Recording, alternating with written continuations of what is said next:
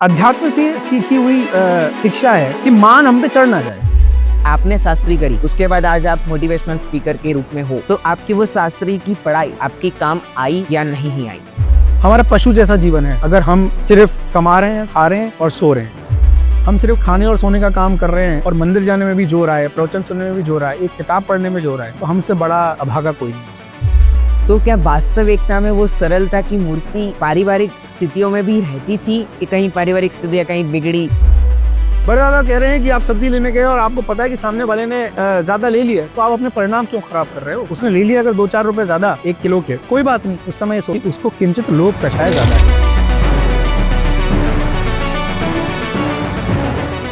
सभी को सादर चाहिए। ऑलराइट जैनिज्म के माध्यम से आज विविध माध्यमों से तत्व ज्ञान का प्रचार प्रसार किया जाता है, जिसमें आज एक पॉडकास्ट एक ऐसा माध्यम हो गया है जिसके माध्यम से निरंतर जैन तत्व ज्ञान का प्रचार प्रसार एवं उसको सरलता से हम समझ सकते हैं।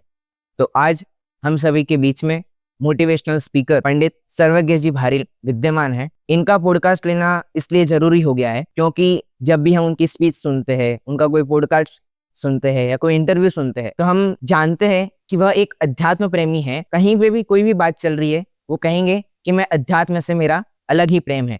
तो उनके अध्यात्म प्रेम के पीछे आखिर क्या कारण है, आज हम उसका रहस्य जानेंगे। तो मैं आदरणीय सर्वज्ञ जी भारिल का हार्दिक स्वागत करता हूँ ऑलराइट जैनिज्म की ओर से। बहुत बहुत धन्यवाद भाई कृणाल। सबसे पहला प्रश्न तो मेरा यही है आपसे कि आपका जो नाम है कि सर्वज्ञ, इस सर्वज्ञ का अर्थ क्या होता है? सर्वज्ञ का अर्थ होता है जो सब कुछ जानता है। और भले ही हमारी आत्मा में सर्वज्ञता नाम का एक गुण है, पर मेरे शरीर का नाम अभी सर्वज्ञ है, पर चूंकि आत्मा में वो सर्वज्ञ नाम का गुण है तो हम भी कभी सर्वज्ञ होंगे। और ये जैन दर्शन में बार बार आता है, हर ग्रंथ में आता है कि सर्वज्ञ भगवान ने कहा है। तो भगवान जो होते हैं वो सर्वज्ञ होते हैं, यानी सब कुछ जानते हैं। और मैं कह सकता हूँ कि हर धर्म में जो भी भगवान की, जिसको भी इष्ट देवता माना गया है, हर धर्म में उसके अनुयायी मानते हैं कि भगवान सब कुछ जानते हैं। जैन धर्म में भी ऐसा ही है। मुझे खुशी तब हुई जब मैंने हिंदी व्याकरण की किताब पे सर्वज्ञ शब्द का अर्थ पढ़ा।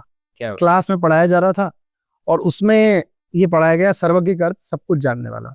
सब कक्षा में मेरी तरफ देखने लगे। मुझे उस दिन खुशी इस बात की हुई कि ये सब जगह एक्सेप्टेबल है। पहले मुझे ऐसा लगता था जब बचपन में मेरा नाम रखा गया कि ये सिर्फ जैन दर्शन का ही एक शब्द है और मुझे लगता था कि लोगों के लिए नया होगा, यूनिक होगा। पर जब हिंदी व्याकरण में अपनी कक्षा में पढ़ा तो खुशी हुई। इसलिए अब जब भी कोई मुझसे पूछता है तो मैं उसे यही कहता हूँ, सब कुछ जानने वाला। जैसे भगवान सब कुछ जानते हैं, हम अभी सब कुछ नहीं जानते, पर एक दिन जैन दर्शन ये कहता है कि पर्याय में भी भगवान बना जा सकता है। मैं तो कह सकता हूँ कि यूनिवर्सल नाम है, सब में सर्वज्ञता का गुण है, तो सारे ही सर्वज्ञ हैं। जैसे कि आपने कहा कि पर्याय में भी आ सकता है सर्वज्ञपना, ये आपको ज्ञान कहाँ से आ रहा है? क्योंकि हम सर्वज्ञ का पढ़ते हैं हिंदी साहित्य में, लेकिन पर्याय से ज्ञान वाली या द्रव्य पर्याय वाली ये चर्चा आप कहाँ से ला रहे हो? 300 साल पहले पंडित टोडरमल जी हुए जयपुर शहर में। बहुत बड़े विद्वान थे। इसे कंफ्यूज ना करें हम, जो टोडरमल जी अकबर के दरबार में हुए, ये पंडित थे, विद्वान थे। 300 साल पहले जयपुर में हुए, तो इनको पढ़कर समझकर पूज्य गुरुदेव श्री कान्जी स्वामी जो गुजरात में हुए, वो भी बहुत बड़े संत थे, आध्यात्मिक संत। उन्होंने आध्यात्मिक क्रांति की, जगत के जीवों को अध्यात्म में लगाया। जो जगत के जीव समझते नहीं थे कि सच में अध्यात्म होता क्या है, उनकी प्रेरणा से पंडित टोडरमल जी के नाम का एक स्मारक बना। स्मारक 67 में बना, 1967 में। उसमें डॉक्टर हुकुमचंद जी भारिल, सबसे पहले उनका पदार्पण हुआ। उसके बाद मेरे दादा, जो मेरे अपने दादा हैं, पंडित रतन चंद जी भारिल, वो 1977 में यहाँ पर आए, 79 में। और उसके बाद जो हमारी जनरेशन चली, मेरा जन्म हुआ 1991 में। तो मेरा जन्म उसी पंडित टोडरमल स्मारक ट्रस्ट में हुआ, जो पंडित टोडरमल जी के नाम पर एक स्मारक बना है। उस भूमि पर जन्म लिया, तो मैंने पैदा होते ही सुबह 5 बजे से स्पीकर पे पूज्य गुरुदेव कान्जी स्वामी की वाणी सुनी। वाह। प्रवचन हॉल में प्रवचन सुने, और शाम को ये कंपलसरी था कि हमें एक जैन पाठशाला में बैठना है। अच्छा। टीचर कोई भी होता था, बदल जाते थे, पर हम बच्चे फिक्स रहते थे। तो अगर हम कुछ भी कर रहे हो, खेलने का ग्राउंड भी हमारा वही होता था। तो हमने बहुत ट्यूबलाइट फोड़ी है, हमने बहुतों के सिर पे बॉल मारी है। इंटेंशन नहीं था। जो भी कोई पदाधिकारी निकलता था, दादा निकलते थे, तो हम रुक जाते थे खेलने से। तो ये सब बचपन की यादें हमारी हैं। पर 7 जब बजते थे शाम के, तो हमें पाठशाला में बैठना होता था। हमें कई ब्रह्मचारियों ने भी पढ़ाया, ब्रह्मचारी दीदी ने भी पढ़ाया। तो वो बीज नवोकार महामंत्र से लेकर फिर उसके बाद बाल बोध भाग 1, 2, 3 जो आदरणीय दोनों दादा के द्वारा लिखा गया है, फिर उसके बाद गीता विज्ञान, तत्व ज्ञान, छैडाला, ये सब कुछ पढ़ने में आया बचपन से। और मैं रोज की पाठशाला का प्रोडक्ट हूँ। मैं आज भी इसीलिए कहता हूँ कि रोज की पाठशाला जो कर सकती है वो हफ्ते में 2 दिन की पाठशाला नहीं कर सकती। बराबर। तो जो बच्चा, अगर आप जैन हैं, जैन पाठशाला में जाते हैं, तो हफ्ते में 2 दिन या हफ्ते में 1 दिन पढ़ाकर हम जैन संस्कार बच्चों में डाल देंगे, ऐसा नहीं हो सकता। आपका सवाल ये था कि अध्यात्म कहाँ से आया, ये रोज की पाठशाला से आया। रोज की पाठशाला में हमने पढ़ा, वो संस्कार का बीजारोपण इतना गहरा गया कि फिर हमने कभी दाएं बाएं नहीं देखा।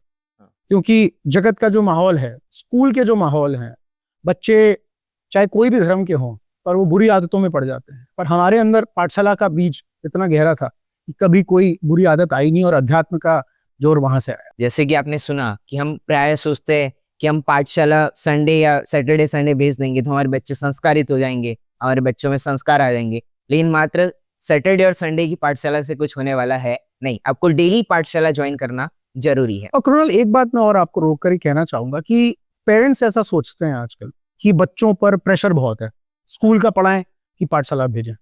देखिए, तब भी जब हम पढ़ते थे तो प्रेशर कम नहीं था। मुझे अभी याद आ रहा है ये बात कि हफ्ते में 2 दिन टेस्ट हमारे भी होते थे और हर सब्जेक्ट के होते थे। वेंसडे और सैटरडे 2 दिन ऐसे तय थे हमारे स्कूल में जब 20 मार्क्स का टेस्ट होता था। तो इसका मतलब हमें ट्यूसडे भी पढ़ना पड़ेगा, इसका मतलब हमें थर्सडे और फ्राइडे भी पढ़ना पड़ेगा अगर सैटरडे को टेस्ट होता। और वो मार्क्स कहीं ना कहीं मेन एग्जाम में जुड़ते भी थे। उसके बावजूद हम शाम को 7 बजे पाठशाला पढ़ते थे और नोट्स बनाते थे, नोटबुक बनाते थे। अब आजकल वो नोटबुक मुझे नहीं लगता कि वो कहीं बची होगी, मेरी नोटबुक्स। मेरी हालांकि जब मैं शास्त्री में आया तब की नोटबुक्स अभी भी मैंने बचा के रखी हुई हैं। पर हम लोग नोट्स बनाते थे और उसके बाद इतना आसान हो गया कि प्रशिक्षण में हमको 7वीं कक्षा में बिठा दिया गया। 7वीं कक्षा का बच्चा प्रशिक्षण के लिए नहीं बैठता, 12-13 साल उम्र होती है। पर चूंकि हम खेलते रहते थे, दादा ने कहा कि खेलते बहुत हैं, इनको प्रशिक्षण में बैठाओ। तो जो प्रशिक्षण शिविर लगते हैं 18 दिन के, उसमें हमको 7वीं कक्षा में बिठा दिया गया और हम भी एग्जाम देकर बैठे।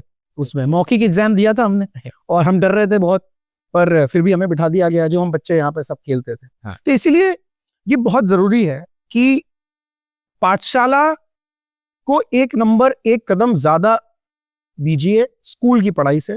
स्कूल की पढ़ाई सब करते हैं, पाठशाला जाने का मौका सबको नहीं मिलता। बराबर। और स्कूल में भी वो तभी बढ़ेंगे जब वो पाठशाला जाएंगे, क्योंकि पाठशाला से जो संस्कार मिलेंगे स्कूल की पढ़ाई में वो सारे काम आएंगे। उन्हें आदर हासिल होगा अपने शिक्षकों का, टीचर्स उन्हें रिस्पेक्ट करेंगे। हमारे अंदर इतने अच्छे संस्कार थे कि जब हम स्कूल ट्रिप पे जाते थे, तो अब मान लीजिए मनाली लेकर जा रहे हैं स्कूल से, तो मेरे माँ बाप जाके सबसे पहले टीचर से बोलते थे कि ये रात को नहीं खाएगा, ये जमीन का नहीं खाएगा। अगर आप इसके बिना ये सारे अरेंजमेंट के साथ अगर इसको लेके जा सकते हैं तो लेके जाइए, वरना ये नहीं जा पाएगा। तो वहां जाकर फिर सब बच्चे रात्रि भोजन करते थे, वो मेरे लिए 1 गिलास दूध का आ जाता था, मेरे लिए शाम को भोजन अरेंज होता था। तो वो सारे अरेंजमेंट के साथ आपके दोस्तों में भी, आपके टीचर्स में भी आपको एक रिस्पेक्ट हासिल होती है। तो पाठशाला को इग्नोर करने की जरूरत नहीं है। पाठशाला कोई करियर नहीं है, पर वो संस्कार हैं जो आपको रिस्पेक्ट दिलाएंगे आपके बच्चों से। वरना फिर एक दिन ऐसा होगा कि आपके बच्चे छोड़कर चले जाएंगे आपको विदेश, ये सोचते हुए कि अब आपने किया क्या है हमारे लिए जिंदगी। पर पाठशाला में तो ये भी सिखाया जाता है कि सदाचार क्या होता है। पाठशाला में ये भी सिखाया जाता है कि अपने माँ बाप से कैसे बात करना। पाठशाला में ये भी सिखाया जाता है कि कैसे किसी बड़ों से बात करना। संस्कारों का बीजारोपण वहां से होता है। पाठशाला बहुत जरूरी है, इसे इग्नोर नहीं करना चाहिए। जैसे कि आपने अभी कहा पाठशाला के साथ साथ कि हम जब शास्त्री में पढ़ते थे, तो आपको शास्त्री पढ़ने की क्या आवश्यकता हुई? क्योंकि आपने अभी कहा कि आपके बड़े दादा, मतलब आपके दादा अध्यात्म रत्नाकर पंडित रतन चंद जी भारिल उस महाविद्यालय के प्राचार्य थे, प्रिंसिपल थे, और उसका पूरा संचालन करने वाले आपके छोटे दादा, मतलब दादा के छोटे भाई तत्ववेत्ता डॉक्टर हुकमचंद जी भारिल थे। तो आपका पूरा परिवार ही एक वरिष्ठ विद्वानों के साथ था। फिर आपको शास्त्री करने की आवश्यकता क्या पड़ गई? कृणाल, कोई एक जना खाना खा ले तो मेरा पेट भर जाए, ऐसा तो नहीं हो सकता। तो इसीलिए निश्चित रूप से दोनों दादा से हमें प्रेरणा मिली। हमारे परिवार में सब मिला के मुझे लगता है 19-20 विद्वान होंगे।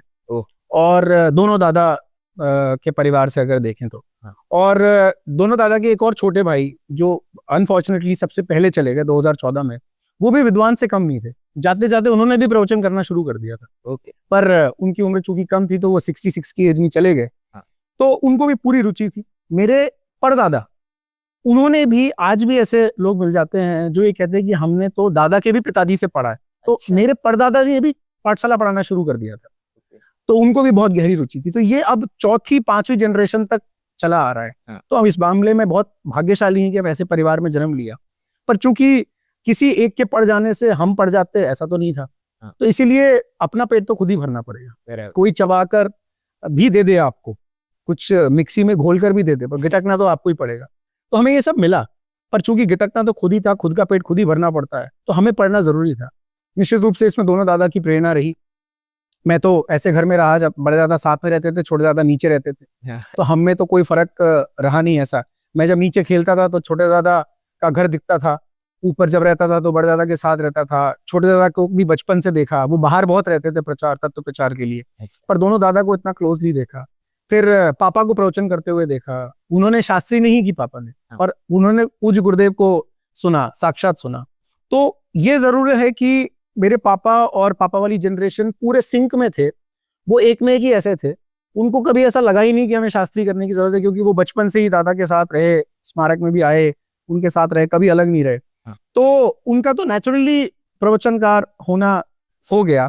पर मुझे ऐसा लगता है कि हमें तो सब टेक्निकली पढ़ना जरूरी समझा हमने।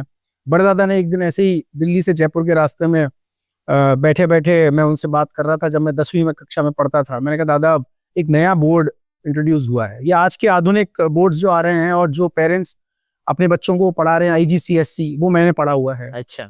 IGCSE के साथ उसके पहले मैंने CBSE पढ़ा। उसी समय पर जब मैं IGCSE पढ़ रहा था तो IB बोर्ड जो आजकल स्कूल्स में आ गया है, इंटरनेशनल बैकलॉरिएट प्रोग्राम, वो प्रोग्राम भी इंट्रोड्यूस हो गया था। तो मैं भी सपने देखने लगा था कि हम भी वो प्रोग्राम पढ़ के विदेश में चले जाएंगे, विदेश की यूनिवर्सिटी में पढ़ेंगे। सपना देखना तो कुछ बुरा नहीं है, सपना देख रहे थे। बड़े दादा से मैंने कहा, दादा कहीं भी यूनिवर्सिटी में एडमिशन मिल जाएगा, लगता है ना कि हम अपने आप को बहुत डेवलप कर पाएंगे। दादा सब सुनते रहे आधा घंटे तक।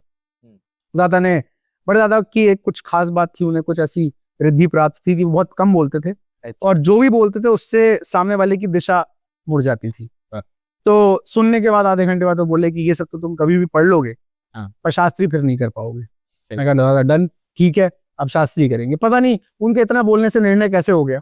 और फिर उसके बाद ये था कि मैंने 10वीं कक्षा में जब मैं पढ़ रहा था स्कूल में, तो मैंने मेरे अपने मित्रों को बता दिया था, टीचर्स को बता दिया था कि मैं तो जा रहा हूँ फिलोसफी पढ़ने के लिए। बोले ये क्या होता है, फिर मैंने उन्हें बताया उसके बारे में। तो वो उनकी रिस्पेक्ट बढ़ी कि हम तो सब इधर उधर जाने की सोच रहे हैं, बड़ा कुछ करने की सोच रहे हैं, और ये फिलोसफी संस्कृत से पढ़ने के लिए जा रहा है, तो कुछ अलग है, कुछ नया है। अब मुझे बहुत खुशी हुई उस दिन कुणाल, जब 10वीं की फेयरवेल पार्टी थी, और फेयरवेल में सब लोग अपना अपना कार्य कर रहे थे, तो मुझे बताने की जरूरत नहीं कौन क्या क्या कर रहा था। और उसमें एक मेरे मित्र ने सबके बीच में खड़े होकर कहा, ये सच्ची घटना है, मेरा हाथ मिलाते हुए कहा, हाथ आगे किया, बोले मैं आई रिस्पेक्ट यू।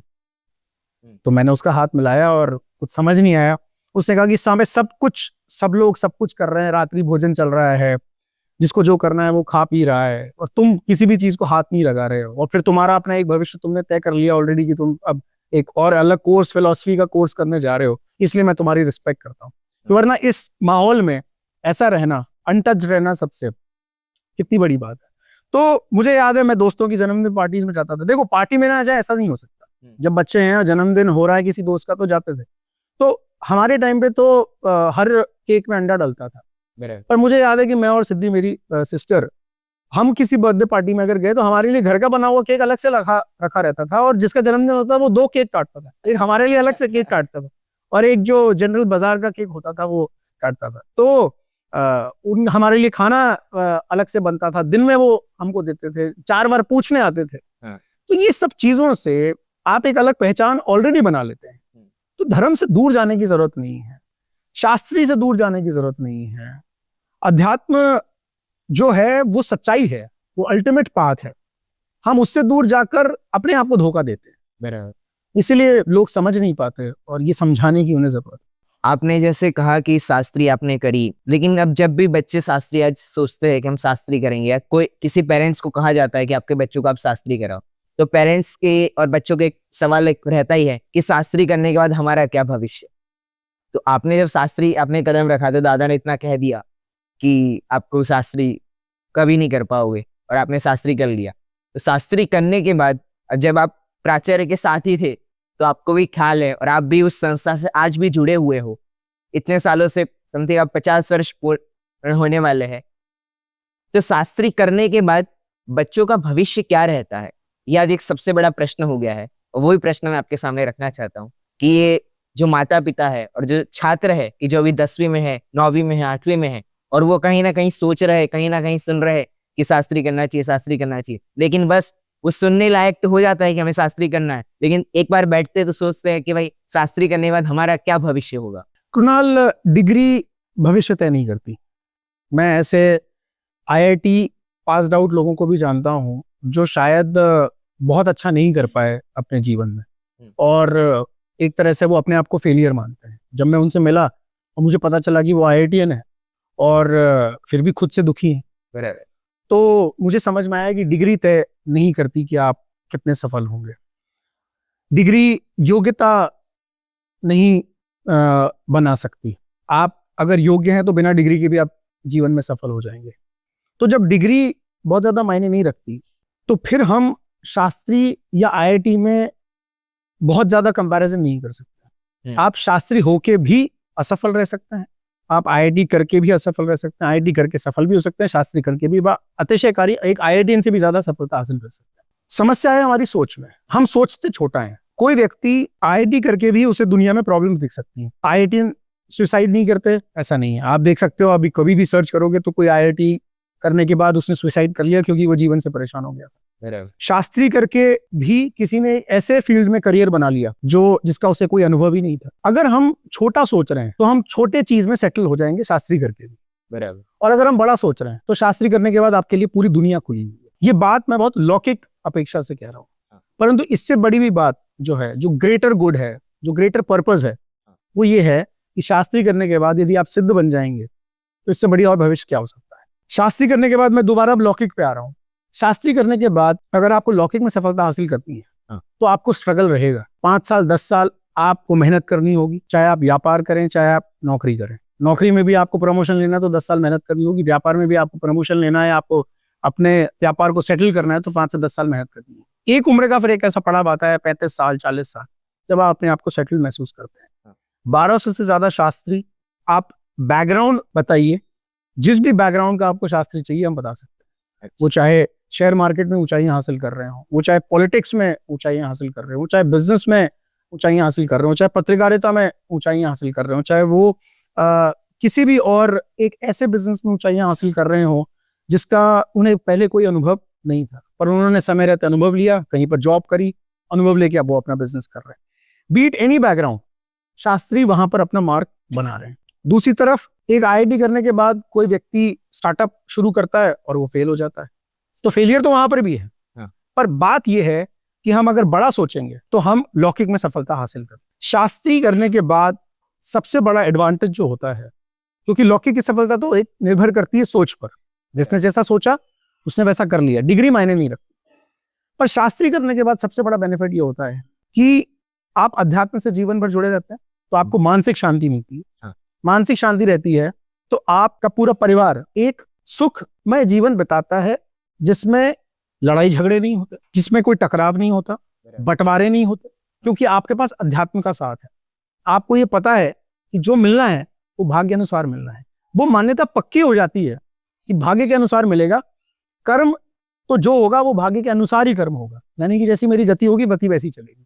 तो इसीलिए जब मैं ये कहता हूं कि हम छोटा सोचते हैं या हम ज्यादा बड़ा नहीं कर पा रहे, तो हो सकता है कि कोई एक शास्त्री बहुत ज्यादा ना कमा रहा हो, पर उसने जानबूझ के ये पथ चुना है क्योंकि वो संतोषी प्राणी है, उसे बहुत ज्यादा कमाना नहीं है, भोग विलास में ज्यादा उसको पढ़ना नहीं है, उसे बहुत ज्यादा चीजें नहीं खरीदनी, उसे विदेश की सैर नहीं करनी, उसे कोई गाड़ी नहीं खरीदनी। वो अपना संतोष से अगर रह रहा है और अध्यात्म में बहुत सारा समय लगा रहा है तो बहुत अच्छी बात है, बढ़िया बात। ये सबकी अपनी सोच है।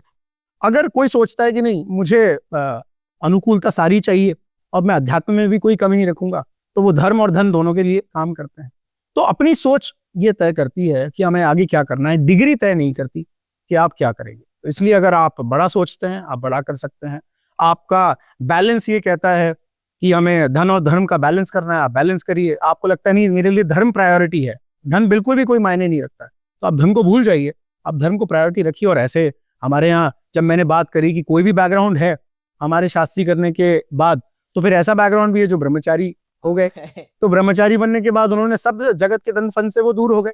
तो कभी कभी हम वैसा भी जीवन चाहते हैं कि सब कुछ दंड फंद दूर हो, कोई परिवार भी ना हो, पत्नी बच्चे भी ना हो, परिवार अपने परिवार से भी वो दूर हैं और अध्यात्म की आराधना में लगे हुए हैं, अपने कल्याण में लगे हुए हैं। तो हर तरह का भविष्य है, जो आप बनाना चाहें वो बना सकते हैं, वो चुन सकते हैं। जैसे कि आपने सुना कि हम लौकिक मार्ग हो या अलौकिक मार्ग हो, दोनों में शास्त्री एक सर्वोत्कृष्ट हो गया, क्योंकि लौकिक में भी एक शास्त्री करने के बाद बड़ी सोच रख रहा है व्यक्ति, तो वो एक बड़े स्थान पर पहुंचने वाला है।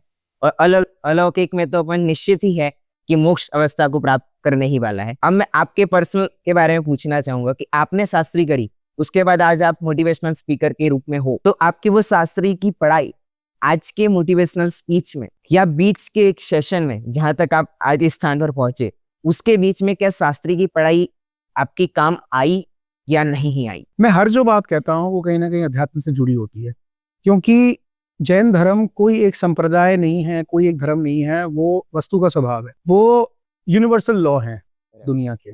और जब यूनिवर्सल लॉ होते हैं तो उन्हें कोई झुटला नहीं सकता। जब मैं किसी व्यक्ति को प्रेरित करता हूँ जीवन में आगे बढ़ने के लिए, तो मैं ये देखता हूँ कि जैन दर्शन में और क्या कहा जाता है, गुणस्थानों को आगे बढ़ाओ।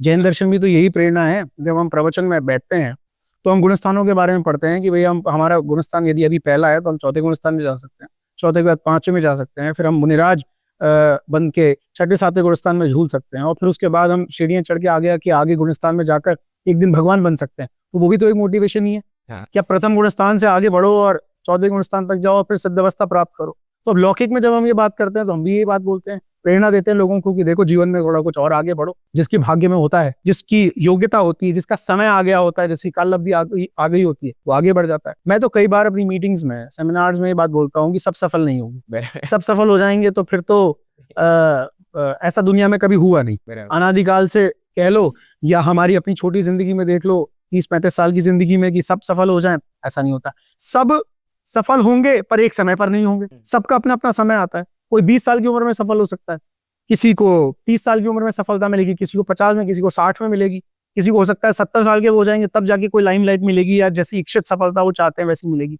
सबका अपना अपना समय है। ये बात हम कहते हैं। हम कई बार सेमिनार में ये बात भी कहते हैं, और इसी बात का उदाहरण देकर मैं एक उदाहरण लूंगा कि जब मुनिराज थोड़े विचलित होते हैं, महामुनिराज जिन्होंने गृहस्थपना त्याग दिया और उन्हें विचलित होकर रात्रि के समय पे जब उनको बहुत पीड़ा हो रही है, शारीरिक पीड़ा बहुत अधिक है, तो उनके संग के जो मुनिराज हैं वो उनको प्रेरणा देते हैं, वो उनको याद दिलाते हैं। मान लो कि मुनिराज को यदि प्यास लग रही है और वो पानी पीना चाहता पर रात्रि में पानी पी नहीं सकते, तो भी उनके निकट कमंडल रख दिया जाता है और उसके बाद फिर कहा जाता है कि देखो इस अवस्था में ये तो निषेध है, पानी पी नहीं सकते, पर वो समय याद दिलाया जाता है कि जब तुमने वैराग्य आया था और फिर तुमने दीक्षा हासिल की थी, दीक्षित होने की भावना प्रकट की थी। तो वो जब समय याद आता है तो उनके परिणाम अपने आप शांत हो जाते हैं। अब ये उदाहरण देकर मैं अपने सेमिनार में ये कहता हूँ कि जब आप अब बिजनेस में आगे बढ़ने के लिए रुक गए हैं, या आपको समझ नहीं आ रहा कि आगे क्यों बढ़ना है, आप संतुष्ट हो गए हैं या आप परेशान हो रहे हैं, तो फिर उस समय को याद करो ना जब आपने उस अवस्था में बिजनेस शुरू किया था जब आपके पास कुछ नहीं था। उस समय जो आपकी भूख थी आगे बढ़ने की, कि मुझे थोड़ा पैसा बनाना है, मुझे अपने परिवार को अच्छी जिंदगी देनी है, तो हम उनको वो समय याद दिलाते हैं क्यों शुरू किया था बिजनेस, क्यों शुरू किया था काम करना। अरे हाँ, मेरे को तो ये कारण था मेरे व्यापार शुरू करने का कि मुझे मेरे बच्चों को अच्छी जिंदगी देनी, मेरे बच्चों को अच्छी शिक्षा देनी है, मुझे मेरा सपना था कि मैं एक गाड़ी खरीदूं। तो वो जब समय याद दिलाते हैं तो इसी एग्जाम्पल को देकर याद दिलाते हैं, तो उनको बड़ा अच्छा लगता है कि आप वैराग्य से, आप अध्यात्म से हमें एक वो ऐसी चीज याद दिला रहे हो कि हमने बिजनेस को शुरू क्यों किया था। वैसे ही जैसे मुनिराज दीक्षा क्यों ली थी एट द फर्स्ट प्लेस, तो वो याद कर वो आगे बढ़ते हैं, उनके परिणाम सेटल हो जाते हैं। तो वैसे व्यापार में भी एक आदमी वो याद करके कि अरे मैंने बिजनेस क्यों शुरू किया था, मुझे अब आगे बढ़ना है, वो मेरा वाई क्लियर हो गया। तो हम वाई की अगर शिक्षा दे रहे हैं उन्हें, क्योंकि हाउ कभी भी मैटर नहीं करता, वाई मैटर करता है। तो अगर हम वाई के बारे में पढ़ाते हैं तो उनको बात क्लियर हो जाती है। तो ऐसी बहुत सारी बातें हैं। हम हमारे टॉक्स में कषाय के बारे में बोलते हैं, वो हमारे आंतरिक शत्रु हैं, क्रोध मान माया लोभ। जब कोई व्यक्ति अधिक लोभी हो जाता है तो गलत कामों में पड़ जाता है। तो जब हम ये बोलते हैं, प्रेरणा देते हैं अपने मोटिवेशनल स्पीचेस में, सेमिनार्स में, कि आप जाओ कुछ अपने लिए लौकिक में सफलता हासिल करने के लिए पैसा बनाओ, पर इतने लोभी मत हो जाओ कि गलत काम करने से पैसा बनाओ। हाँ। इतने लोभी भी ना हो जाओ कि जहां जो दे पैसा दे, जिस भी कारण से दे, वो हम लेने के लिए तैयार हो जाएं। न्याय नीति से हम पैसा बनाएं। हम क्रोध ना करें किसी के ऊपर। हम, आप मानोगे नहीं, हमारे जब सेमिनार्स होते हैं 8-10 हज़ार लोगों के, और हम किसी का सम्मान करते हैं, अब आप कल्पना करो कि कोई 10,000 लोगों के बीच से निकल कर आ रहा है, लोगों को इतना प्यार मिल रहा है उसको, और वो मंच पर आकर अपनी स्पीच दे रहा है 1 घंटे की, और लोग सेलिब्रेट कर रहे हैं उसे, उसके ऊपर करीब 100 लाइटें पड़ रही हैं, इतना बड़ा प्रभावशाली व्यक्तित्व उसका बन जाता है, सब लोग उसे बधाइयां दे रहे हैं, तो वो तो चौड़ा बहुत आसानी से हो सकता है। पर हम एक प्रैक्टिस फॉलो करते हैं हमारे यहाँ पे कि उसी दिन, जिस दिन उसका सम्मान हुआ है, शाम को हॉल खाली होने के बाद हाथ में झाड़ू लेकर वो उस हॉल को साफ करता है। अच्छा। सिंबॉलिक होता है, उसे पूरा साफ करने की आवश्यकता नहीं है। 10,000 लोगों का स्टेडियम, हाँ। वो सिंबॉलिक होता है। 15 मिनट के लिए, 20 मिनट के लिए सारा कचरा एक तरफ लाकर, क्यों? ताकि उसका दिमाग आज यदि चढ़ गया हो हाँ। तो वो जमीन पर आ जाए। सही। तो ये भी एक अध्यात्म से सीखी हुई शिक्षा है कि मान हम पे चढ़ ना जाए, बराबर। सिर पर कुछ ना चढ़ जाए। अगर सिर पर चढ़ गया तो फिर मैं चौड़ा बाजार सरकड़ा, जो हम बोलते हैं।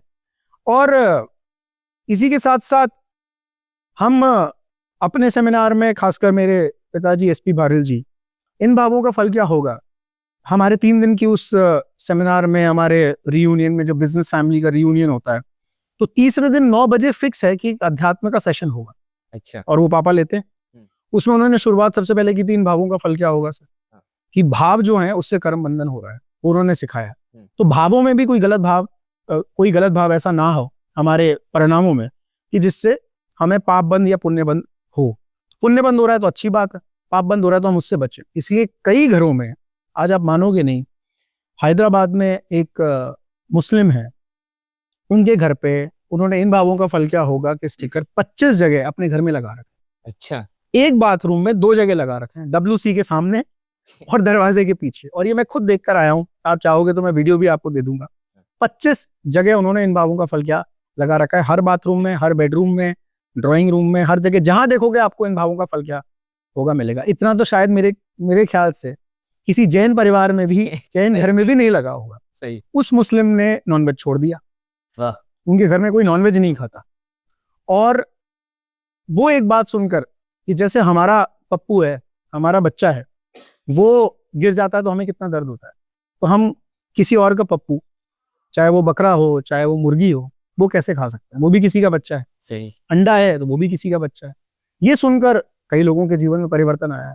तो बहुत सारे लोगों ने ये शिक्षा हासिल करी, और वो अध्यात्म का 1 घंटा रहता है जिसमें सब लोगों के परिणाम एकदम शांत हो जाते हैं, और सब लोग 9 बजे आकर बैठते हैं इसीलिए कि आज आध्यात्मिक सेशन होगा तीसरे दिन, तो हम सुने।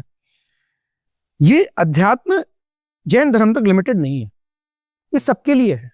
जो लोग दूर भागते हैं इससे कि हम प्रवचन में नहीं बैठेंगे, प्रवचन शुरू होते ही उठ के चले जाते हैं कि नहीं प्रवचन नहीं सुनना, पूजन तक लिमिटेड रहते हैं, भक्ति तक लिमिटेड रहते हैं, उनको मैं ये बात कहना चाहता हूं कि अब हमारी अपनी बात है, ये हमारे अपनी भलाई की बात है, और हमारे अपने भलाई की बात हम नहीं सुनेंगे तो फिर हम इस कुल में पैदा होकर भी क्या कर रहे हैं? बहुत बड़ी गलती कर रहे हैं।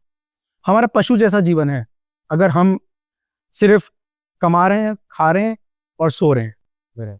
पशु को कमाने की जरूरत नहीं होती, पर वो 7 दिन तक आकुलित रहता है कि उसे भोजन कैसे मिलेगा। वो खाता है और सोता है। हम भी वही कर रहे हैं। अगर हमें कमाने की, आज दाल रोटी की समस्या किसी को नहीं है, दाल रोटी सबको मिल जाती है। ये 800 करोड़ लोग, कोई भूख से नहीं मर रहा, मेल न्यूट्रिशन से, भली कुपोषण से मर जाए कोई आदमी, पर भूख से तो नहीं मर रहा। सरकार 80 करोड़ लोगों को मुफ्त में अनाज देती है, तो कोई कैसे मर सकता है? हमारे जैन धर्म में और जैन कम्युनिटी में कोई भी ऐसा नहीं है जो भूख से मर रहा हो। उसके बावजूद भी हम सिर्फ खाने और सोने का काम कर रहे हैं, और मंदिर जाने में भी जोर आए, प्रवचन सुनने में भी जोर आए, एक किताब पढ़ने में जोर आए, तो हमसे बड़ा अभागा कोई नहीं हो सकता। इसलिए ये सबके लिए एक प्रेरणा है, प्रेरणा होनी चाहिए। हमारी अपनी बात सुनने में फिर हमें कान बंद करने की क्या आवश्यकता है? हमारी अपनी बात है, हमें थोड़ा स्वार्थी होना चाहिए, अपने कल्याण के बारे में सोचना चाहिए। हम सभी को भी अभी निरंतर प्रेरणा लेनी चाहिए। यदि जीवन को सफल बनाना है तो जीवन में तत्व ज्ञान होना और अध्यात्म होना अत्यधिक आवश्यक है। अब मैं आपके दादा मतलब हम सब जिनको बड़े दादा के नाम से बुलाते हैं, उनको सरल मूर्ति कहते हैं कि अध्यात्म रत्नाकर पंडित रतन चंद जी भारी एक सरल मूर्ति है। सरलता देखनी है, यदि हम छोटे दादा की भाषा में कहें कि सहजता कहीं देखनी है, सहज पुरुष कोई है तो सहज पुरुष है रतन चंद जी भारी, और वो आपके दादा रहे हैं। लेकिन एक रहता है कि हम स्टेज पर जब है कोई व्यक्ति तो एक नॉर्मल रहेगा, और घर में जब रहेगा तब पे भाई जो वास्तविक जो स्वरूप है वो दिखाता है। और आप उस परिवार का हिस्सा हो, आप दादा के साथ रहे हो, और एक दादा और पौत्र का संबंध एक अनोखा संबंध है जगत में। तो आप जब उनके साथ रहते थे, आपने उनका जीवन देखा है, तो क्या वास्तविकता में वो सरलता की मूर्ति पारिवारिक स्थितियों में भी रहती थी कि कहीं पारिवारिक स्थितियां कहीं बिगड़ी, जैसे कि वो उन्होंने सरकारी नौकरी छोड़ी, तो सरकारी नौकरी में थे दादा और वे वहां से छोड़ के आ गए, उनकी पत्नी मतलब बड़ी मम्मी ने ये कहा कि भाई मैं तो छोड़ने वाली नहीं हूँ, फिर भी वो आ गए, फिर साथ साथ में बड़ी मम्मी भी आ गई। यहाँ कोई व्यवस्था नहीं, मतलब वो सरकारी नौकरी इतना कुछ, और यहाँ तो कुछ नहीं था और इतना छोड़कर आ गए, फिर भी उन्हें सरल मूर्ति कह रहे हैं। तो वो परिस्थितियों में क्या वास्तविकता में वो सरल पारिवारिक स्थिति में भी रहते थे कि एक सरलता की मूर्ति के रूप में ही वहां विराजमान होते थे? नहीं, हमेशा से उनकी सरलता आदर्श रही है। वो चाहे पब्लिक अपीयरेंस में हो, सार्वजनिक जीवन में वो रहे, हमेशा से हाईलाइट में रहे, लाइमलाइट में रहे। सब उन्हें उनकी पोशाक देखकर ही दूर से समझ जाते थे बड़दादा आ रहे हैं। तो वो सरलता शरीर के उनके रोम रोम से झलकती थी, वही सरलता घर में रहती थी। मैं तो हमेशा से उनके साथ ही रहा, कभी ऐसा नहीं रहा कि हम दूर रहे हों। जैसा होता है ना कि परिवार में पिताजी दूर काम करने चले गए हों तो हम उनके साथ चले गए और फिर वापस आके दादा के साथ रहे, ऐसा नहीं हुआ। मैं तो पैदा हुआ उनके सामने, उनकी गोदी में खेला। कई बार ऐसा होता था कि गर्मियों के शिविर में हम उनके साथ जाते थे। पापा और मम्मी यहाँ रहते थे, उनका अपना व्यापार था, उन्हें व्यापार खड़ा करना था। पापा मम्मी भी आते थे, पर 2 या 3 दिन के लिए आते थे 18 दिन के शिविर में, पर 18 दिन हम दादा दादी के साथ रहते थे। तो वो हमारे माँ बाप ही थे। वो माँ बाप जैसा ही उन्होंने प्यार दिया। मैं कुछ इंस्टेंसेस की बात करूंगा जब मैंने दादा की सरलता को बहुत नजदीक से देखा। कभी कभी तो मैं ईमानदारी से कहूँ, मुझे खुद अपने आप पे शर्म आती है कि यार कभी कभार हम क्रोध कर लेते हैं, हम में कभी विकार आ जाता है, हम अग्रेसिव हो जाते हैं। यार मैं बड़दादा का पोता हूँ तो मुझे बड़दादा जैसा मेरा स्वभाव होना चाहिए। पर वो हम उन जैसे बन जाएं, वो सच में आदर्श हैं और बनने का हम प्रयास करते हैं। हम कई बार, मैं और पापा जब हम अकेले में बैठते हैं तो हम ये सोचते हैं कि हमें बड़दादा जैसा होना चाहिए। बड़दादा इतने सहज थे, और मैं बताऊं कि जब वो थे हमारे साथ तब हमें ऐसा लगता था कि दादा आपको गुस्सा क्यों नहीं आ रहा है इस बात पे, आपको तो इस पे क्रोध आना चाहिए। अरे ऐसा क्यों हुआ, ऐसा क्यों होना चाहिए। किसी, मान लीजिए कोई किसी व्यक्ति ने उन्हें इच्छित रिस्पॉन्स नहीं दिया, कभी स्टाफ ने, घर के कोई स्टाफ है उसने कुछ कह दिया, अरे दादा अभी कि दादा ने कहा कि मेरी चाय बना दो, उन्होंने कहा आधे घंटे बाद बनाओ। अरे ऐसा कैसे, उस पर भी क्रोध नहीं कर रहे हैं। वो स्मारक के ऑफिस में बैठे हुए हैं, उन्होंने, उनका कोई काम पूरा नहीं हुआ, क्योंकि उन्हें तो एक ही विकल्प होता था, उनकी किताब की टाइपिंग हो जाए, कंपोजिंग हो जाए, कवर पेज समय पर आ जाए। कुछ समय पर नहीं हुआ तो वो तो बोलेंगे किसी को, तो वो बोलेंगे दादा अभी कर रहा हूँ, 1-2 दिन हो गया, डिले हो गया, तो भी उन्हें क्रोध नहीं आता। तो वो जो स्वभाव उनका था वो घर पे भी ऐसा ही था। अगर वो वहां पर बैठे हुए हैं सोफे पे और मैं और मेरी बहन, अब भाई बहन होंगे तो लड़ेंगे, तो मैं और मेरी बहन अगर लड़ भी रहे हैं तो भी वो वैसे ही बैठे हैं, उन्हें कोई फर्क ही नहीं पड़ रहा। क्योंकि वो, हमें बाद में रियलाइज हुआ कि वो अपने चिंतन में रहते थे। उन्हें वो आपके साथ रहकर भी आपके साथ नहीं थे। अगर मैं और मेरी बहन लड़ रहे हैं और हमें आवाज भी तेज हो गई और हमारी लड़ाई भी अब थोड़ी सी और तीव्रता की ओर बढ़ रही है, तो रोकने का भी बहुत ज्यादा प्रयास नहीं करते।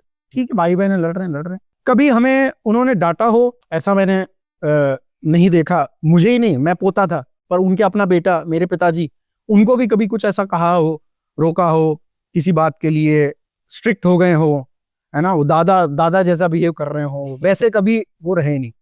बहुत सारे ऐसे इंस्टेंसेस आए। उन्होंने मुझे पढ़ाया भी। मेरी और गणित की बहुत ज्यादा बनी नहीं। अच्छा। मैंने अभी प्रवचन में भी कहा था। तो मुझे याद है, मैं टेबल्स याद कर रहा था एक बार, तो 2 1 2 2 2 4 मुझे याद नहीं हो रही थी, तो मम्मी ने मुझे थोड़ा डांट दिया। कल शायद एग्जाम था, तो दादा ने मम्मी को डांट दिया कि नहीं ऐसे नहीं पढ़ाना, हमको नहीं पढ़ाना, ऐसे नहीं पढ़ाएंगे, और मेरे को ले गए अपने साथ। और मुझे 2 1 2 और फिर ये बताया कि देख इसमें हैक क्या है, 2 में 2 और मिलाएगा तो 4 बन जाएगा, 4 में 2 और मिलाएगा तो 6 बन जाएगा, ऐसे 2 मिलाते रहे तो 20 तक पहुंच जाएगा, देखो टेबल्स याद हो जाएंगे। मेरे को तो ब्रेक थ्रू मिल गया। तो ऐसे इंस्टेंसेस हुए जब उन्होंने खुद मुझे पढ़ाया। ऑफिस से वो आते थे, मैं क्रिकेट खेलता था स्मारक में, तो शाम को चलो सर्वज्ञ समय हो गया खाने का, साथ में ले जाते थे। शास्त्री के लिए प्रेरणा दी, मैंने आपको बताया। उन्होंने जब मैं 8 साल का हुआ तो मैं उनके पास गया, दादा मैं 8 साल का हो गया, मेरा जन्मदिन आज। तो मेरा जवाब पता क्या मिला कि अब तुम सम्यक दर्शन की पात्रता रखने वाले हो गए हो, वाह। अब तुम्हें वो योग्यता आ गई। मैं सम्यक दर्शन क्या होता है? ये 8 साल के बच्चे को सम्यक दर्शन क्या पता, मैं पता नहीं क्या होता है। मुझे वो याद है कि मैंने इंस्टेंसेस ऐसे याद है मुझे कि हमारे घर में जब हम स्मारक में रहते थे, एक आदमकद फोटो लगी थी पूज्य गुरुदेव की। तो अब छोटा बच्चा 3-4 साल का, वो क्या समझे ये कौन से बाबा जी हैं जिनकी फोटो लगा रखी। तो मुझे याद है मैंने दादा से पूछा, दादा ये कौन है? तो दादा ने इतना ही जवाब दिया, ये गुरुदेव है। ठीक है, चैप्टर क्लोज हो गया। अब मैं उन्हें गुरुदेव गुरुदेव गुरुदेव गुरुदेव मानने लग गया, और मुझे तो कुछ ज्यादा पता नहीं था उस समय, उस उम्र में। भगवान आत्मा बोलते हैं, बस ये वो गुरुदेव हैं। 5 बजे से इनका कोई टेप शुरू हो जाता है और ये गुरु होंगे दादा के, पर उनकी महिमा फिर समय रहता है। आज पिछले 2-3 सालों में गुरुदेव की ज्यादा महिमा आई और समझ में आया, ये भी रियलाइज हुआ कि शायद बड़े दादा के आदर्श गुरुदेव श्री रहे। क्योंकि गुरुदेव श्री ने भी इस तरह के कोई विकल्प नहीं रखे, किसी की व्यवस्था कर दूं, किसी को प्रेरणा दे दूं, किसी को कोई बात समझा दूं, कुछ बनवा दूं, निर्माण करवा दूं, बहुत अधिक घूमूं तत्व प्रचार के लिए। उन्होंने अपना स्वाध्याय किया, जिसने आया सुना, नहीं सुना नहीं सुना। बड़े दादा इतने सरल थे, उन्हें ये विकल्प भी नहीं रहता था कि मेरा प्रवचन कब हो रहा है, कौन कर रहा है, कौन बैठा है, कौन सुन रहा है, नहीं सुन रहा है, कोई विकल्प नहीं। तो अब कहीं भी कक्षा दे दो, कहीं भी उनकी व्यवस्था कर दो शिविर में, वो वहां रुक जाते थे। उन्हें कोई विकल्प नहीं आता था, ना कभी क्रोध आता था इस बात के लिए। तो जैसा सार्वजनिक जीवन में सबने देखा है, वैसा हमने उन्हें घर में देखा है, और वो सरलता से हम आज भी प्रेरणा ले रहे हैं। और भी बहुत सारी बातें हैं करने के लिए, तो बहुत सारी बातें हैं। सही, जैसे कि कहा भाई साहब ने कि गुरुदेव से बहुत जुड़े हुए थे, और ये बस सर्वज्ञ भैया कह रहे हैं इसलिए अपन नहीं मानेंगे। हम बड़े दादा का साहित्य देखे, उन्होंने जो लेखन करा है उसमें प्रारंभिक में हम देखे तो आध्यात्मिक सत्पुरुष पूज्य गुरुदेव श्री कांजी स्वामी के जो गुजराती में प्रवचन होते थे, उनका हिंदी अनुवाद कर हिंदी भाषा वर्ग, जो हिंदी वर्ग है जहां पर गुजराती भाषा नहीं समझ में आती, उनके लिए वो माध्यम था। कि यदि मैं ऐसा सोचता हूँ यदि दादा नहीं होते तो उस हिंदी वर्ग तक आज गुरुदेव नहीं होते। आज गुरुदेव है तो उसके पीछे का कहीं ना कहीं रीजन है वो प्रवचन रत्नाकर, बिल्कुल कि जहां उन्होंने हिंदी अनुवाद करा और उनके कारण आज गुरुदेव वहां पहुंच पाए और उनको अध्यात्म आज प्राप्त हो पाया, और उन्हीं के माध्यम से आज इतना बड़ा प्रचार प्रसार हो रहा है गुरुदेव श्री के कारण। गुरुदेव श्री के प्रचार प्रसार में आदरणीय छोटे दादा और बड़े दादा दोनों का एक बड़ा योगदान है, और कहा जाता है कि दोनों ही दादाओं में असीम प्रेम था। तो कोई एक असीम प्रेम की कोई घटना आपको याद हो? एक बीमार होता था तो दूसरा अपने आप बीमार हो जाता था। तो ये एक कौन सा कनेक्शन था उन दोनों के बीच में हमें नहीं पता। दोनों भाइयों में आज मतलब सच में मैंने जो प्रेम देखा है, क्योंकि मैंने कहा ना, मैं बड़े दादा के साथ फर्स्ट फ्लोर पे और छोटे दादा नीचे रहते थे, तो अगर हम जमीन पे ऐसे मुक्का ठोकते थे ना, छोटे दादा के घर पे आवाज चली जाती थी। तो इतना कनेक्शन था आपस में, ऊपर नीचे आना जाना हमेशा लगा रहता था। मैं आज सच में कोई भी और 2 भाइयों में उतना प्रेम नहीं देखता जितना मैंने बड़े दादा छोटे दादा में देखा। चाहे दूर भी हो, और बड़े दादा की अगर तबीयत खराब हुई तो छोटे दादा को पता नहीं कौन सा सिग्नल मिल जाता था, उन्हें पता लग जाता था। दोनों का हार्ट का वॉल्व टेढ़ा था। दोनों का हार्ट का ऑपरेशन एक साथ हुआ। अच्छा। अस्पताल में भी 2003 में ओपन हार्ट सर्जरी हुई, जो कि बहुत बड़ी सर्जरी उस समय मानी जाती थी। कि आपका दिल पूरा खोलकर एक टेम्पररी हार्ट पर लगाकर, वेंटिलेटर पे लगाकर आपके हार्ट का ऑपरेशन हो रहा है, और वॉल्व को टेढ़ा जो वॉल्व है आपका, वॉल्व रिप्लेसमेंट हो रहा है। 2003 में बड़ी सर्जरी मानी जाती, दोनों का एक साथ हुआ, और दोनों को कोई विकल्प नहीं, क्योंकि दोनों अध्यात्म में इतने गहरे डूबे हुए थे कि हमने देखा कि जब बड़े दादा बेहोशी में थे तो भी उनका हाथ ऐसे चल रहा था। अच्छा। ये देखा हुआ है, मैं तो वहां नहीं था दिल्ली में, पर पापा ने देखा। 35 दिन पापा और दादी और छोटी दादी और ताऊ जी, वो सब लोग दिल्ली रहे। तो उस समय उनका बड़े दादा का हाथ इस तरह चल रहा था। और ऑपरेशन के में जाने से ठीक पहले दादा ने हरिवंश पुराण की कॉपी, लिखी हुई कॉपी पापा को दी कि भाई अब ये दे देना ऑफिस में, मैं आऊंगा कि नहीं आऊंगा मुझे पता नहीं, पर ये भी छप जाए तो छप जाए। इतना उन्होंने देकर विदाई ले ली कि अब आऊंगा नहीं आऊंगा, क्योंकि बड़े दादा की स्थिति थोड़ी सी ज्यादा गंभीर थी, पर छोटे दादा को भी ऑपरेशन की जरूरत पड़ती, पर दोनों ने कहा कि एक साथ ही करेंगे। दोनों जाते थे सुबह घूमने, एक साथ जाते थे, गाड़ी में बैठकर सेंट्रल पार्क घूमने जा रहे हैं तो एक साथ जा रहे हैं।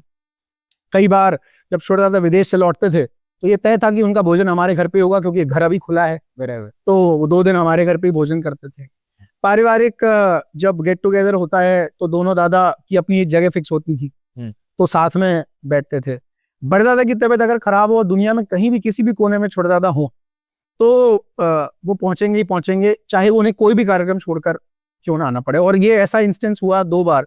जब दिवाली के समय छोटे दादा देवलाली रहते थे, और यहाँ बड़े दादा को हमें एडमिशन कराना पड़ा। पता नहीं क्यों ऐसा होता था कि दिवाली के समय बड़े दादा की तबीयत खराब हो जाती थी, तो उन्हें अस्पताल में होना होता था। तो देवलाली छोड़ के 2-3 बार आए, और देवलाली के सारे 700-800 हज़ार लोगों को ये पता होता था कि बड़े दादा की तबीयत खराब होगी, तो छोटे दादा जा रहे हैं, कैसे भी करके उन्हें कहीं रुकना नहीं था। बड़ौदा स्वामी जहाँ उन दोनों का जन्म हुआ, हम लोग 2008 में बुंदेलखंड यात्रा के दौरान गए वहां पर। तो दादा का गांव था, सब लोग बहुत एक्साइटेड थे, 300 लोग वहां पर थे। तो दोनों दादा हाथ में हाथ डालकर चल रहे थे वहां उस गलियों में, और हम उसको देखते ही वो बहुत एक सुंदर दृश्य था कि दोनों दादा हाथ में हाथ डालकर उन्हीं गलियों में वापस चल रहे हैं जहाँ पे वो पले बड़े। दोनों दादा एक साल पढ़ाई करी, बड़े दादा बड़े थे 2.5 साल, पर एक ही क्लास हुई उनकी। और उसके बाद एक ऐसा इंस्टेंस सुनाया था छोटे दादा ने कि उनके पास पैसे नहीं हुआ करते थे किताब खरीदने के ज्यादा, तो 2 किताब क्यों खरीदें, किसी से किताब उधार ली, और रात भर में, बड़े दादा की हैंडराइटिंग अच्छी होती, छोटे दादा बोलते थे, बड़े दादा लिखते थे। तो छोटे दादा बोलते हुए रात भर में उन्होंने पूरी किताब की नकल उतार ली, ताकि उन्हें किताब ना खरीदना पड़े। तो ये मतलब बचपन से इतना असीम प्रेम वो आखिरी तक चला आया। और आखिरी में इसलिए चला आया कि सबसे बड़ा उदाहरण है भरत का अंतर्द्वंद। जो भरत और बाहुबली लड़े थे, उसकी छोटे दादा ने उसकी दृष्टि पूरी बदल दी। बड़े दादा के जाने के बाद वो लिखा गया। छोटे दादा की भावना बहुत पहले से थी, पर वो संभव हो पाया बड़े दादा के जाने के बाद, और उन्होंने वो लिखा कि दोनों भाइयों में लड़ाई नहीं हो सकती, प्रेम हो सकता। और छोटे दादा की एक क्लिप ऐसी है जिसमें उन्होंने कहा है भरत का अंतर्द्वंद उसी से प्रेरित है, मेरे और बड़े दादा के प्रेम से। ये बहुत बड़ा एग्जाम्पल है कि छोटे दादा चूंकि जयपुर थे, बड़े दादा को मौका मिला तो उन्होंने कुछ नहीं देखा और वो सीधे आ गए। वरना 2 भाई तो आज अलग होने के लिए तैयार हैं, एक घर में अलग अलग रहने के लिए तैयार हैं। तो एक साथ रहना, पहले तो एक साथ एक ही गांव में रहे, पढ़ाई एक साथ करी, फिर एक साथ रहने की पूरी भावना, एक साथ एक कार्य करने में संलग्न रहने की भावना। मैं अगर थोड़ा समय और ले लूं, मैनपुरी एक जगह है उत्तर प्रदेश में, और वहां पर प्रकाश दादाजी जो ज्योतिषविद हैं, ज्योतिर्विद हैं, ज्योतिषाचार्य हैं, वो अभी भी हैं वहां पर। और मैनपुरी जाना हुआ बड़े दादा का 10 लक्षण। दोनों में कैसा प्रेम और कैसा अटैचमेंट था, एक दूसरे को आगे बढ़ाने की भावना। तो बड़े दादा के प्रवचनों से वहां की समाज बहुत प्रभावित हुई। तो जो हमारे प्रकाश, हमें उन्हें दादा भी बोलते हैं, प्रकाश मामा भी बोलते हैं, तो उन्होंने बड़े दादा से भावना व्यक्त की कि अगले साल भी आपको ही पता। तो जवाब में बड़े दादा ने पता क्या कहा? दादा ने कहा कि मेरा एक छोटा भाई है हुकुमचंद भारी, तब बहुत ज्यादा प्रचलित नहीं थे, छोटी कम उम्र थी, मेरे पापा का जन्म ही हुआ था उस समय, तो उनकी उम्र आप ये मान लो कोई 25 साल रही होगी, 25 से 28 साल के बीच में रहे होंगे दोनों दादा। तो कोई बहुत बड़े विद्वान नहीं थे, कम उम्र थी। प्रकाश दादा जो है वो दोनों दादा से बड़े भी हैं, तो उनको कहा कि मेरा एक छोटा भाई है हुकुमचंद भारी, वो मेरे से भी ज्यादा अच्छा प्रवचन करता है, तो अगले साल मैं उसे भेजूंगा। तो खुद को आमंत्रण मिल रहा हो अगले साल जाने का, और फिर आप अपने छोटे भाई को आगे कर दो, ये कितना असीम प्रेम दिखाता है कि कहीं कोई प्रतिस्पर्धा नहीं, कहीं कोई अपने आप में कोई जेलसी जलन की कोई भावना नहीं दोनों भाइयों में। छोटे दादा को जहां मौका मिला, छोटे दादा का जन्मदिन मना तो पहले बड़े दादा को साफा पहनाया गया, बड़े दादा का जन्मदिन मना तो पहले छोटे दादा को साफा पहनाया गया। तो दोनों का जन्मदिन साथ बनता था, वो चाहे 21 नवंबर हो चाहे 25 मई हो, दोनों का जन्मदिन साथ बनता था। तो ये दोनों का आपस में इतना भावना, इतनी आपस में प्रेम की भावना थी।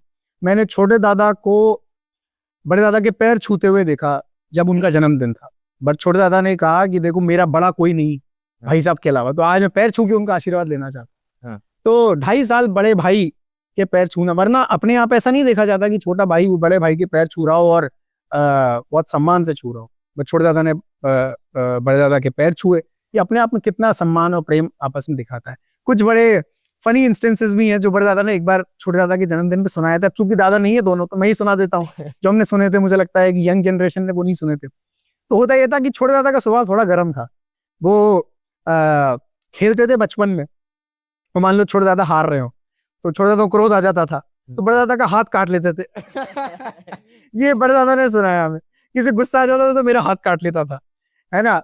अब दोनों कहीं जा रहे हैं, अगर दोनों पढ़ते थे, मुरैना विद्यालय में पढ़े, दोनों गांव से निकले जा रहे हैं, तो छोटे दादा सामान नहीं उठाते, सामान उठाने का काम बड़े दादा का था। तो बड़े दादा सामान उठाते थे। तो ये सब बातें दोनों भाइयों की जैसे बचपन की होते हैं। छोटे दादा निश्चित रूप से थोड़े अग्रेसिव थे, उनकी शैली से, प्रवचन शैली से भी वो समझ में आता है। बड़े दादा की थोड़ी शैली शांत थी, तो वो उससे समझ में आता है। तो भरत के अंतर्द्वंद से ये पता लगाया जा सकता है, जैसे उन्होंने लिखा कि जब अगर छोटा भाई हारता था तो मैं उसे जिता देता था, मैं कभी लड़ाई की भावना रख नहीं सकता, चक्र रत्न तुम रख लो, वो कहते हैं तुम रख लो। वो जो एक दृष्टि बदलने का काम किया भरत के अंतर्द्वंद, जो अंतर्द्वंद चला, वही बस एक दोनों दादा के रिलेशनशिप रहे हैं, हम उसमें वो झलक दिखाई दे सकती है। जिसने बड़े दादा छोटे दादा को देखा, वो भरत के अंतर्द्वंद में वो झलक देख लेगा। जिसने दोनों दादा को नहीं देखा, वो भरत का अंतर्द्वंद पढ़ेगा तो दोनों दादा की झलक देख लेगा। वो दोनों में बहुत असीम प्रेम रहा है। जो भरत का अंतर्द्वंद चर्चा कर रहे हैं, वो तत्ववेत्ता डॉक्टर हुकमचंद जी भारिल ने रचना करी है, और आप पीटीएसटी की यूट्यूब चैनल पर उसको पूरा सुन सकते हो। साथ में जो भाई साहब ने कहा कि जो ऑपरेशन का टाइम था और हरिवंश पुराण का एक कॉपी दे दिया, तो मैं आप सभी को बताऊं कि अध्यात्म रत्नाकर बड़े दादा ने टोटल 50 रचनाएं करी है समथिंग, और उसमें 30 रचनाएं मौलिक हैं और 20 रचनाएं अनुवादित या संपादन का कार्य किया गया है। और उनकी सारी रचनाओं में ऐसा नहीं है कि मात्र तत्व ज्ञान और अध्यात्म की चर्चा कर ली, भगवान आत्मा की ही चर्चा कर ली, ऐसा नहीं है। पारिवारिक सामाजिक परिस्थितियों में कैसे रहना चाहिए, मैं तो ऐसा कहता हूँ, उन्होंने नमोकार मंत्र वाली पुस्तक भी लिखी और द्रव्य दृष्टि का विषय वहां तक की पुस्तक है, मतलब उनके बीच के सारे ही विषय वहां आए हुए हैं। मतलब बाल वर्ग के लिए भी लिखा है, युवा वर्ग के लिए लिखा है। युवा वर्ग में भी मैं दो पार्टीशन करूँ कि एक शादी के पूर्व कैसी अवस्था कॉलेज लाइफ में व्यक्ति को होनी चाहिए, और उसके बाद का जीवन कैसा होना चाहिए, वो दोनों ही दादा ने लिखा है। और एक प्रौढ़ हो जाने के बाद, मतलब वृद्ध हो जाने के बाद, विदाई की बेला जैसी रचनाएं भी दादा ने लिखी है। इतनी सारी रचनाओं में आपको सबसे प्रिय रचना कौन सी लगी बड़े दादा की? विदाउट अ डाउट सुखी जीवन। और सुखी जीवन जब मैंने पढ़ी, दुर्भाग्यशाली मैं रहा कि सारी कृतियां मैं नहीं पढ़ पाया बड़े दादा की, और इस बात का दुख इसलिए होता रहा कि वो लिख गए, हम पढ़ नहीं पा रहे। तो शास्त्री के दौरान कोर्स की भी पढ़ाई होती थी, उस समय दादा की पुस्तकें पढ़ी, उनके जाने के बाद भी पढ़ी। सुखी जीवन उनके जाने के बाद मैंने, और सुखी जीवन जब पढ़ी तो ये समझ में आया कि आज हर एक व्यक्ति की समस्या ये है, वो कोई भी हो, चाहे प्रवचनकार हो चाहे श्रोता हो, प्रैक्टिकली बताओ कैसे होगा, सिद्धांत को प्रैक्टिकली जीवन में कैसे अप्लाई कर सकते। कुछ प्रवचनकार बताते भी हैं। आजकल युवा वर्ग को आकर्षित करने के लिए यही शैली अपनाई जाती है कि प्रैक्टिकली कैसे उसको प्रदर्शित कर दें। बड़े दादा ने इतने सालों पहले वो कर दिया। दूध का भगोना फैल गया तो बहू का क्या रिएक्शन होगा, सास का क्या रिएक्शन होगा, ससुर का क्या रिएक्शन होगा, वो उस किताब में लिखा हुआ है। पहले से मैं पढ़कर अचंभित रह गया। आप सब्जी लेने गए हो और सामने वाले ने आपसे ज्यादा पैसे ले लिए, तो आपका क्या रिएक्शन हो? अब एक रिएक्शन तो ये कि आप क्रोधित हो जाओ, आप बोलो कि ये क्या तरीका हुआ, आप उससे लड़ लो और आप उससे सब्जी ना खरीदो। हर सब्जी वाले के जाके आप भाव करो, नाप तोल करो, सब्जी कम दे दी, ज्यादा दे दी, पैसे का ज्यादा ले ली, कम ले ली। बड़े दादा ने उसका भी सोल्यूशन लिख दिया उसमें। बड़े दादा कह रहे हैं कि आप सब्जी लेने गए और आपको पता है कि सामने वाले ने ज्यादा ले लिया, तो आप अपने परिणाम क्यों खराब कर रहे हो? उसने ले लिया अगर 2-4 रुपए ज्यादा 1 किलो के, कोई बात नहीं, उस समय ये सोचना कि उसको किंचित लोभ का शायद ज्यादा है, वाह, और ये सोच के आगे बढ़ जाना। 2-4 रुपए में तुम्हारा क्या बिगड़ जाएगा?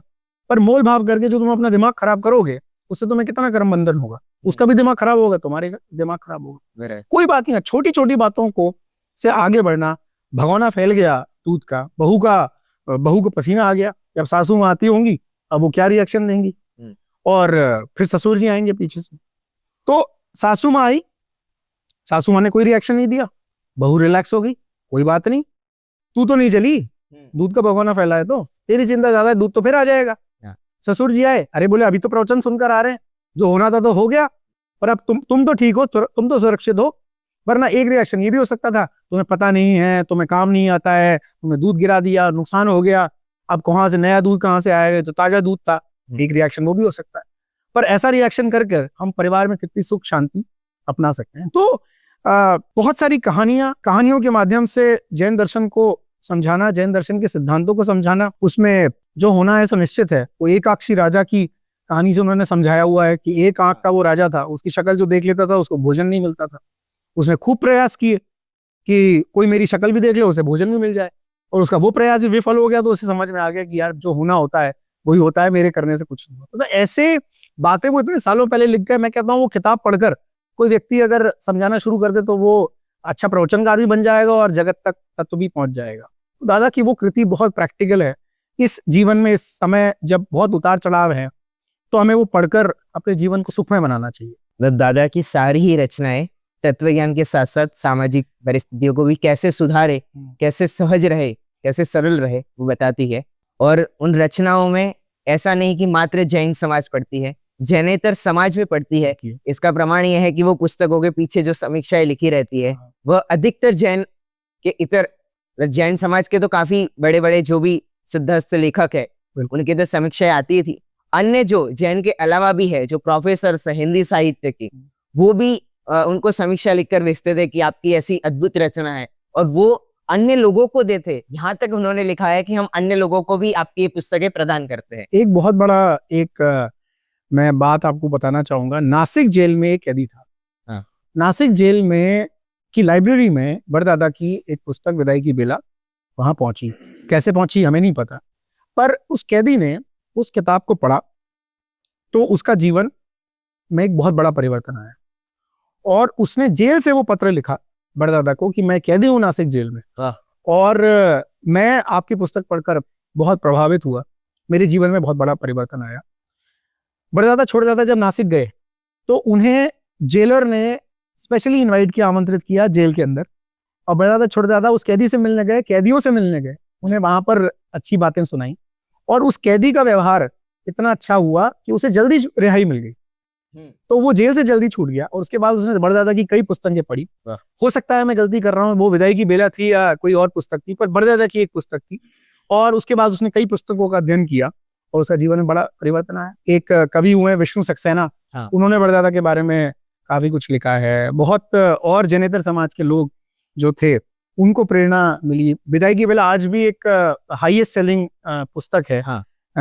जो लोगों के द्वारा बंटवाई जाती है। कभी भी कोई ऐसा मौका हो जब कोई हमारा अपना प्रियजन छोड़कर चला जाता है तो वो कई लोगों की प्रिय पुस्तक है। तो ये बात बिल्कुल सही है, ऐसे लोगों के जीवन में बहुत बड़ा परिवर्तन आता है।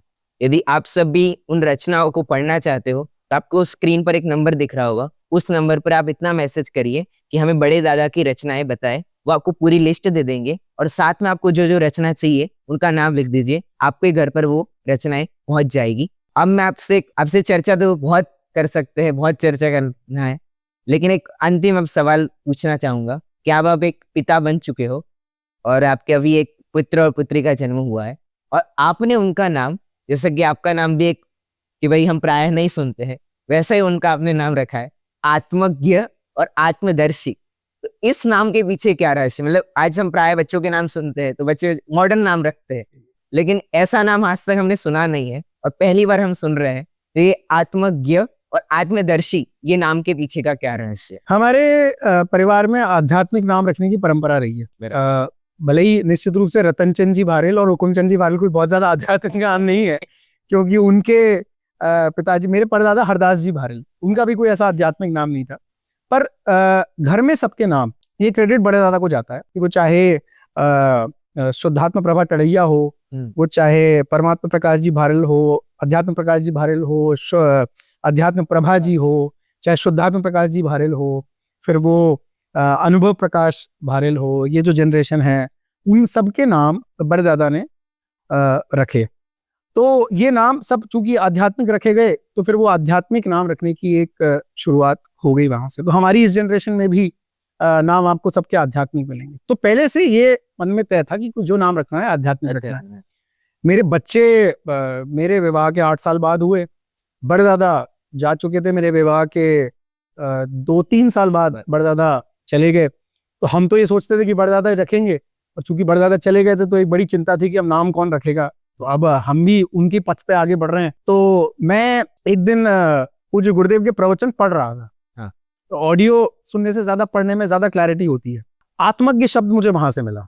मैं सीक्रेट ओपन कर रहा हूँ। तो रात को 1:30 बजे की बात है। हाँ। और जैसे ही मैंने आत्मज्ञ शब्द पढ़ा तो मुझे भी नया लगा। मैंने कहा ये शब्द प्रवचनों में बहुत कम आता है। हाँ। किसी के बोलने में ये शब्द ज्यादा आता नहीं है आत्मज्ञ, पर पूज्य गुरुदेव के प्रवचनों में बहुत ज्यादा बार आया है। और जैसे ही वो आत्मज्ञ मैंने पढ़ा तो मुझे सर्वज्ञ से राइम करता हुआ मिला। मैंने उसे मेरे मोबाइल के नोट्स में सेव किया और अपने फैमिली के ग्रुप में भेजा। मेरे बच्चे हुए नहीं थे उस समय। और ये मुझे लगता है बच्चों के होने के 2 साल पहले शायद मेरे पढ़ने में आ गया था और मैंने उसे नोट्स में लिख लिया और मैंने फैमिली ग्रुप में भेज दिया। आत्मज्ञ शब्द बहुत अच्छा है। हाँ। मुझे उस समय नहीं पता था कि ट्विंस होंगे, एक लड़का एक लड़की होंगे। तो मैंने कहा आत्मज्ञ तो लॉक है। हाँ। और मैंने रात को भेजा और उसके बाद मुझे इतना पसंद नाम आया कि किसी ने किंतु परंतु भी किया। मैंने कहा नहीं, ये तो लॉक है, मुझे इसमें कुछ सुनना ही नहीं है। और सबको पसंद आया निश्चित रूप से, पर एक बार होता है ना और सोच लो। हाँ। वो और का तो कोई अंत नहीं होता। फिर आत्मज्ञ के बाद जब दोनों बच्चे गर्भ में आए तो पता चला, एक दिन खबर मिली कि 2 हैं। हाँ। तो हमें ये नहीं पता था कि लड़का है कि लड़की है। तो फिर ये चिंता होगी, दो लड़के हुए तो क्या रखेंगे। हाँ। एक लड़की हुई तो क्या रखेंगे। तो हमने कुछ नाम और सोच रखे थे। तो आत्मज्ञ से मिलता जुलता ही नाम रखना था। दोनों भाई बहन एक साथ ही हो रहे हैं तो आत्मदर्शी नाम बनाया गया है। अच्छा। आत्मदर्शी नाम आपको शायद कहीं मिलेगा नहीं। हाँ।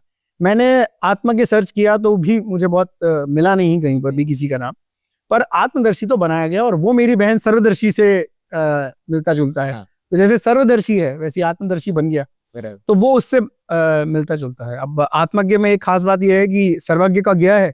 हाँ। और शुद्धात्म, जो मेरे पिताजी का पूरा नाम शुद्धात्म प्रकाश है, तो उसमें आत्म है, तो आत्मज्ञ दोनों हो गए। हाँ। है ना। तो पहले आत्मज्ञ से ही सर्वज्ञ बना जा सकता है। वाह।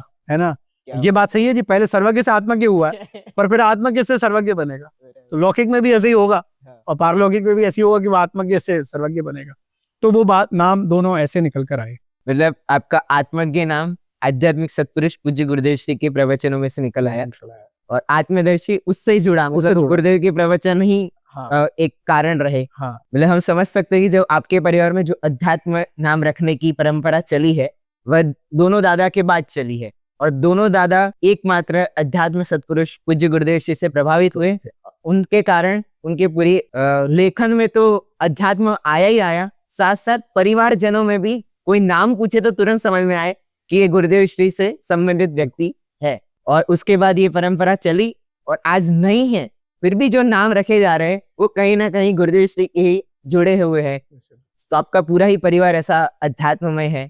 तो हम सब अब अंत में बस चर्चा तो बहुत करने की इच्छा है और मैं आपसे एक परमिशन भी ले ही लेता हूँ इस पॉडकास्ट के थ्रू ही कि हम आगे भी फिर से एक बार बैठेंगे जहां हम दोनों दादा और गुरुदेव श्री संबंधित पूरी कई ऐसे, अब दादा है नहीं और दादा के बारे में जैसे आचार्य ग्रंथ तो लिख गए लेकिन अपने बारे में कुछ लिखा नहीं है, वैसे ही बड़े दादा ने अपनी जीवनी या आत्मकथा लिखी नहीं है लेकिन इतनी रचनाएं करी है और आप इतने साथ रहे हुए हो।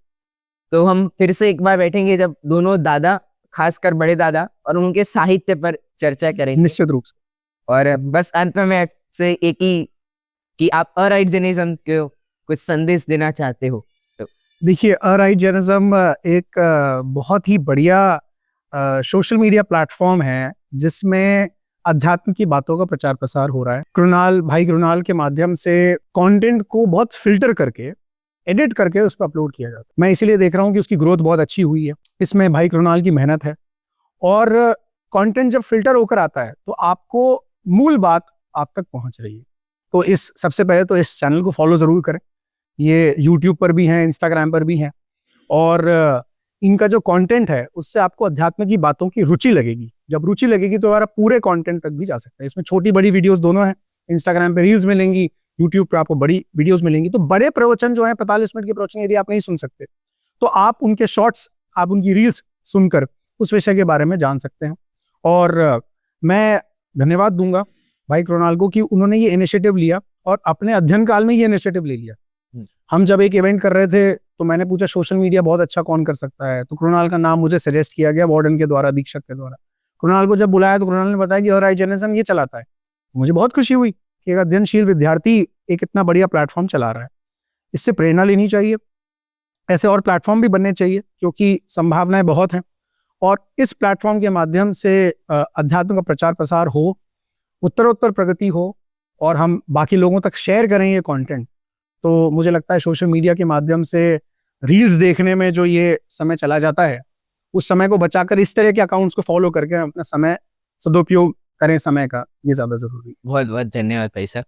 तो आप सभी ने देखा कि जो सर्वज्ञ जी भाई साहब के जो पॉडकास्ट होते हैं, इंटरव्यू होते हैं, स्पीच होते हैं, उनमें जहाँ जहाँ कहते हैं कि अध्यात्म प्रेमी है, अध्यात्म प्रेम उनको है, वो एकांत में बैठते हैं और अध्यात्म को पढ़ते हैं, इसके पीछे का रहस्य है कि उन्होंने शास्त्री करी, तत्व ज्ञान से जुड़े रहे और वो ही आज एक मोटिवेशन के रूप में कहीं ना कहीं जुड़ा हुआ है और उसी के कारण आज इतनी ग्रोथ हो रही है। तो हम समझ सकते हैं कि अलौकिक में तो कहते ही है, इस तत्व ज्ञान से जुड़े तो निश्चित रूप से आपको अनंत सुख की प्राप्ति होने वाली है।